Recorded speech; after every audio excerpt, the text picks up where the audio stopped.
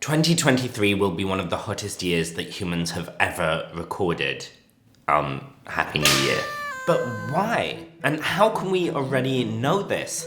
I'm ClimateAdam, a climate scientist with a PhD from Oxford, breaking down what you need to know about climate change. And on the subject of this year, I just want to say a huge thank you to all of you for growing this community over 2022. I'm thrilled to see so many of you here, and I have lofty plans for 2023.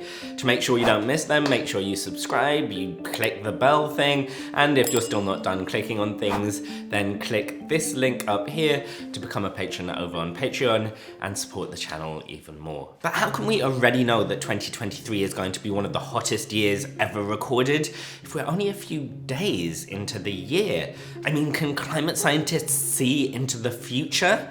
Well, yeah, we kinda can. The thing is that the climate is governed by the laws of physics, and pretty fundamental to that is that if we pump a bunch of greenhouse gases into the atmosphere, then the atmosphere will trap more heat and the planet will heat up.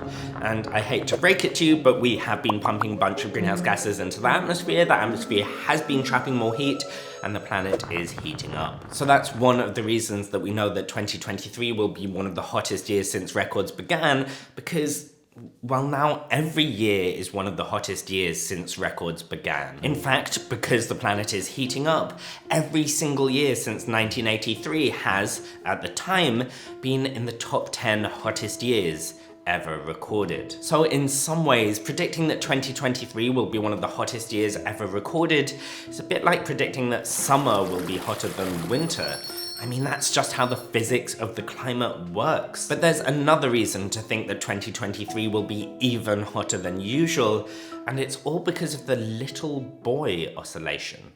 Let me explain. Human emissions aren't the only influence on the world's climate, and there are some natural swings between hotter and colder. One of the most important of these is caused by changes in wind patterns, as well as the temperature of the sea surface in the Pacific Ocean. When the sea surface is hotter than usual, that's called an El Nino, which is Spanish for little boy, and when they're colder than usual, they're called La Nina, which is Spanish for little girl. Both phases have important influences on the world's climate, influencing not just global temperatures, but also weather patterns across the world. And, side note, but this name is just adorable. In a field where things are named things like the quasi-biennial oscillation or the Atlantic meridional overturning circulation, the fact that this is basically called the little boy southern oscillation is just really cute. The last 3 years have all been La Nina years, meaning that they've been cooled down a bit by colder than average temperatures on the surface of the Pacific Ocean.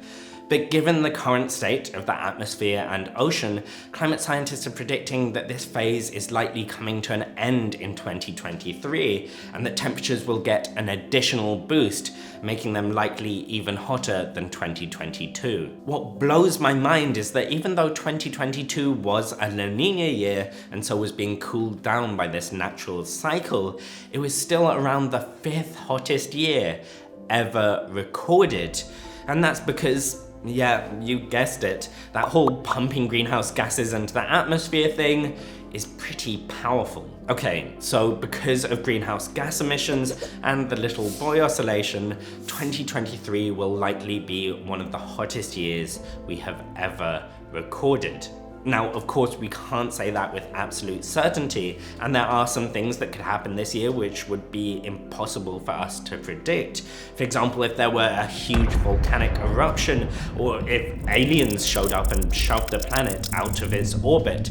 Though, I guess if that happened, we'd probably have bigger things to talk about than the ranking of the hottest years in history. But volcanoes and aliens aside, the pattern is clear. We're heating up the planet, and the more we heat up the planet, the more we're hurting ourselves, whether that's through sea level rise, spreading diseases, or extreme weather. In fact, as 2023 started here in Germany, instead of wrapping up for the cold, I was walking around outside in balmy 17 degrees Celsius weather. I mean, what's the German word for enjoying unseasonably warm winter weather while simultaneously feeling existential dread because you know it's a symptom of a planet pushed far beyond equilibrium? So how do we stop this trend? Well, I don't know if I mentioned it, but we kind of need to stop that whole pumping greenhouse gases into the atmosphere thing. In other words, we need net zero. But wait, isn't net zero often used for greenwashing? Well, yeah, it absolutely is. So here's 5 ways to make sure the net zero counts. Okay, until next time. Bye. Atlantic meridional overturn. Oh, I can never say that one.